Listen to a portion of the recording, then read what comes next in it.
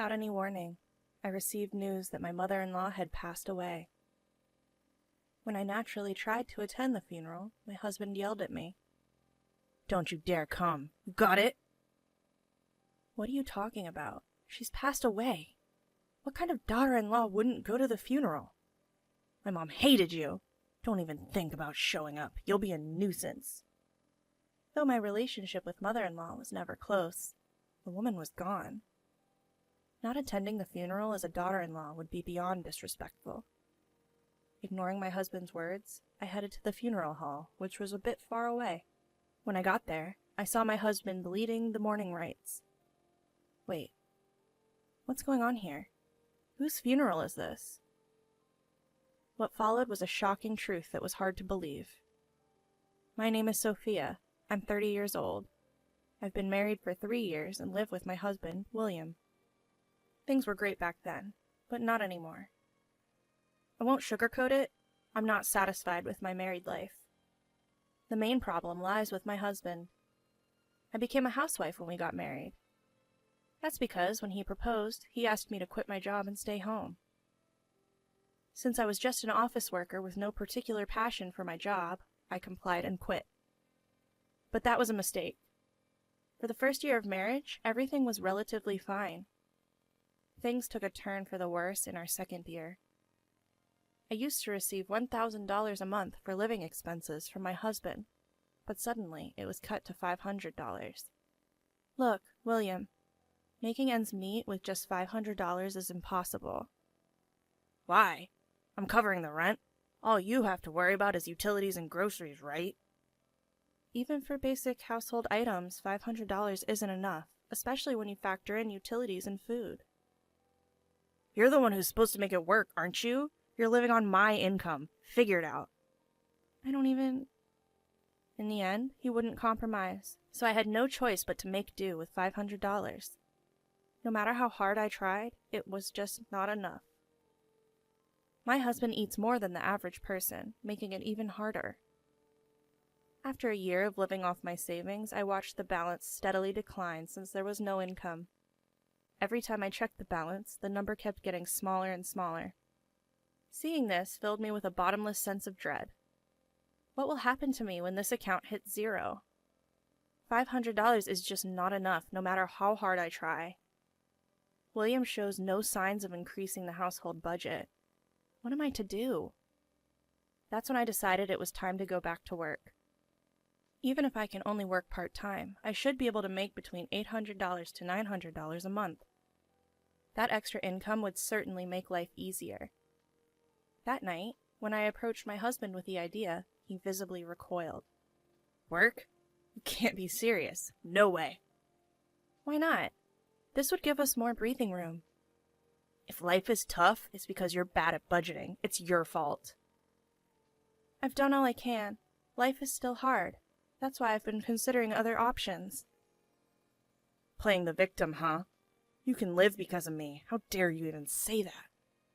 His dismissive tone fueled my growing rage. Before I knew it, I was letting him have it, louder than I'd ever imagined. Enough is enough! You're the one who wanted me to be a housewife. Since when does yelling solve anything? I just want you to understand. How can anyone make ends meet with just $500? Shut up! Stop blaming others. Think of something else, you loser! He spewed these words, shoved me aside, and stormed out of the living room. I fell to the floor, tears flowing uncontrollably.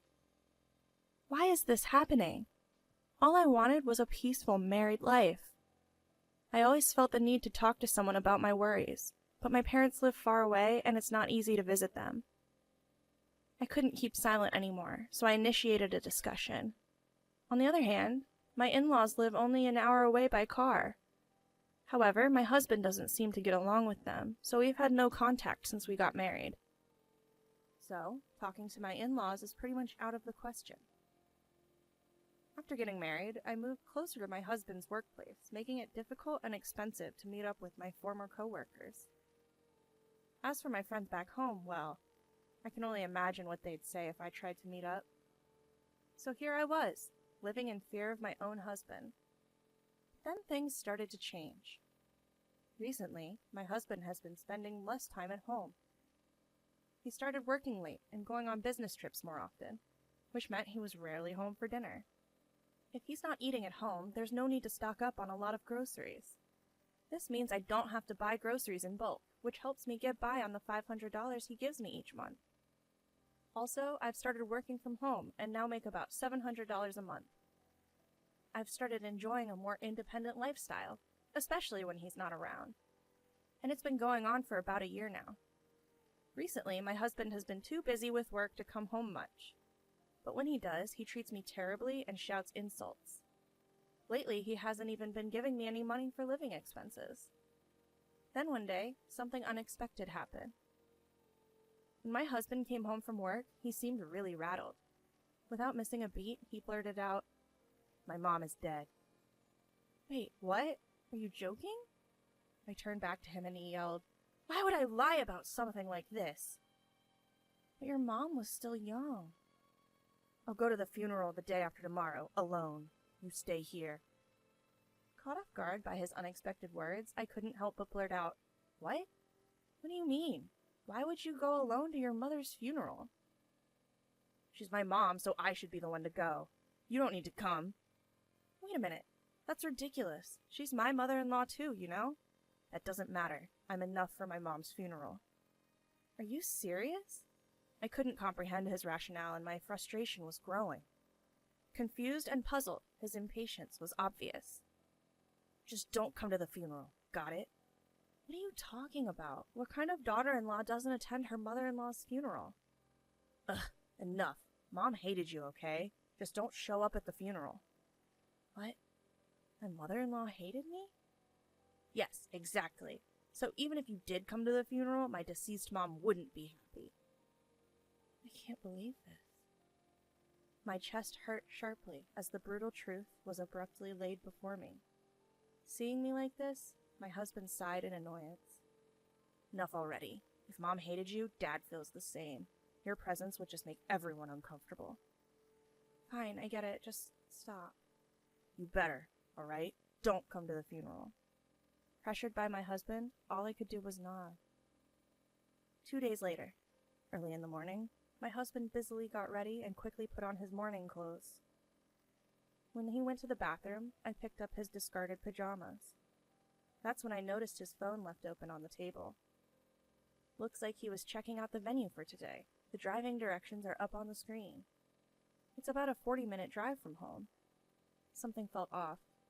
Wait, something's not right. That direction isn't toward William's family home. It would take at least an hour and a half to get there from his parents' house. Wouldn't they usually choose a closer location? Why go somewhere so far away? Caught up in these thoughts, my husband returned from setting his hair. I quickly left the scene, pajamas in hand, making sure he didn't notice I'd seen his phone. He said, "I'm leaving," and walked out the door.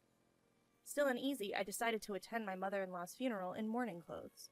When I arrived, I couldn't believe my eyes. Unfamiliar faces filled the family and staff seats. And there was my husband, giving a speech as the chief mourner. "Thank you all for gathering here today in honor of my wife." What is this? My wife, Riley, was... William was shedding tears, pretending to be a grieving husband. Normally, I'd confront him right away, but I couldn't break the solemn atmosphere. Just then, I overheard the conversation of some women sitting behind me. "Did you hear? The chief mourner is divorced." "Really? He seems so steady." "Yeah, his previous wife was a handful, you know. Apparently, she left him with a huge debt." "A debt? Ugh, that's troublesome." Finally, she left the divorce papers and left. He met his current wife soon after. Even knowing she was sick and wouldn't live long, they got married because they were in love. So it's a love story. Huh. Debt? Leaving? I had never done any such thing. Anger boiled inside me as I realized the story had been twisted. I had to ask him again to make sure. Upon checking, I found that our divorce had been finalized. The date was about 6 months ago. My husband probably met his now sick wife soon after and married her. The reason he hardly came home was that he was living a newlywed life with her. Connecting the dots, my anger reached its peak. He had me removed from the family register and married another woman behind my back? Enough with the insults already, will you? This is it. I've had enough. Time for a reckoning. With revenge in mind, I hailed a taxi and headed straight for my mother-in-law's place, where I suspected she'd be. I told the driver the way as best as I could remember, and somehow we made it.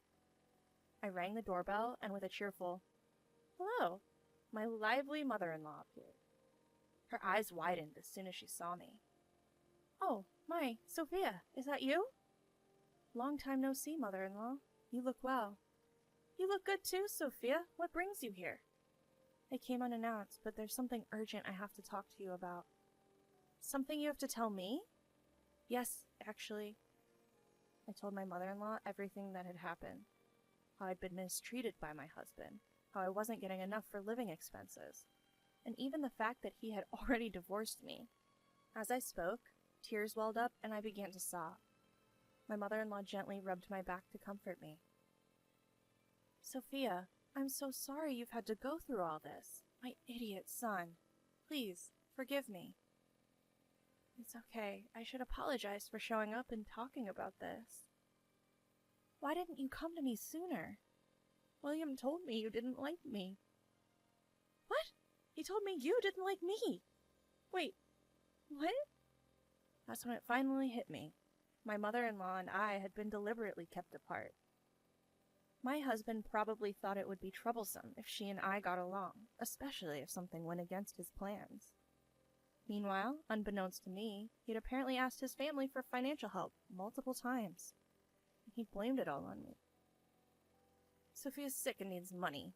Sophia can't work, so things are tight. Please help, for Sophia's sake." And so on. I was neither sick nor unable to work. It was just what William had told me to do. Now that I had the truth, I had nothing to fear. I told my mother-in-law about my plan for revenge and returned to the funeral. Though it had already ended, a few people were still around. I approached one of them. "Excuse me, do you know where the deceased's family lives? I couldn't make it to the funeral, and I want to bring some flowers later." Pretending to be an acquaintance, I managed to get the address of my husband's mistress's family home. The next day, I took some funeral flowers and headed to their place. When I rang the doorbell, a woman who looked quite worn, probably from the grief of losing her daughter, answered the door. It was likely the mistress's mother. I introduced myself as a friend. I was invited inside. Once led to the room with the family altar, I saw my husband there. "Sophia? What are you doing here?" Upon saying my name, my husband quickly covered his mouth. The father of the mistress asked, "William, what's going on?" That's when I let it all out. "I'm sorry for lying. I am this man's ex-wife." "Ex-wife? Why would you be here?" "Your daughter and I were both deceived by this man. I found out just yesterday at Riley's funeral that I was divorced." "What? What does that mean?" "He told me it was my mother-in-law's funeral and told me not to come. I suspected something was off, so I followed him, only to find out it was the funeral of his new wife." "What's the meaning of this? William, explain yourself." At the sound of Riley's father's furious voice, William's face turned pale as he looked down.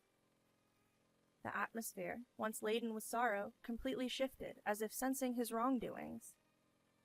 Riley's father's face turned beet red as his body trembled. Amidst all this, I commenced my final act of revenge. Suddenly, the doorbell rang, and Riley's mother headed for the front door. When she returned, she was accompanied by my mother-in-law. "Mom?" Sweat erupted from William's forehead. He was visibly shaken.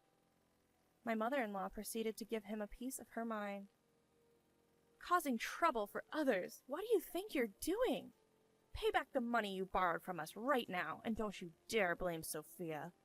"Wait, Mom, this is not the time to—" "You owe an apology to Sophia, that woman, and even your parents, right here, right now. Do you even understand what you've done? Declaring me dead and removing Sophia from the family registry. That's the height of disrespect." "Mom, can we talk about this later? This isn't the place to—" That's exactly why it's the right place. It would be unfair to the other woman and your parents if I didn't. I'm here to make sure everyone knows what a loser you are. Riley's father grabbed William by the collar and shouted, "You've got to be kidding." Seemingly terrified, William started to cry on the spot. Turns out, William had lied to Riley's father about needing money for Riley and had borrowed from him. Upon questioning, it was revealed that William had gambled away all the money. In the end, William was kicked out of Riley's house and faced legal actions. Ignoring his tearful face, I turned my back with my mother-in-law and started to walk away.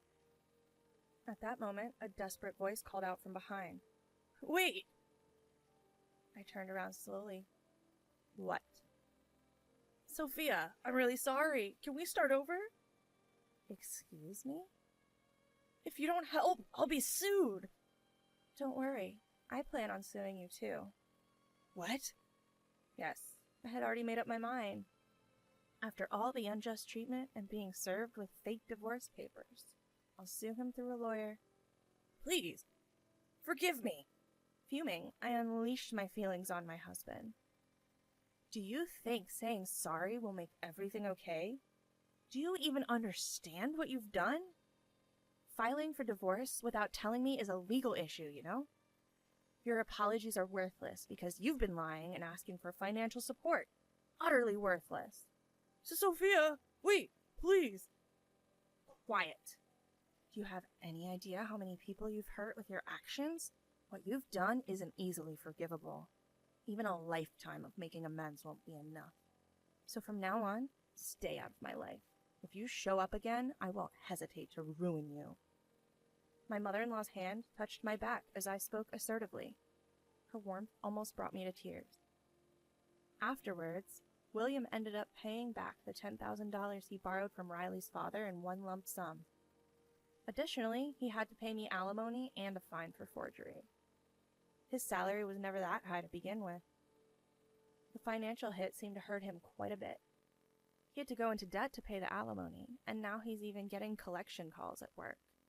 It's only a matter of time before he loses his job. As for me, I went back to my old job right after the divorce.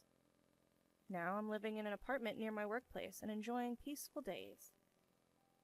Since then, I've been meeting with my mother-in-law regularly and updating each other on our lives. I feel our relationship has deepened even more after the divorce. My mother-in-law, who stood by me as we took our stand against her own son. I plan to cherish her as a second mother from here on out.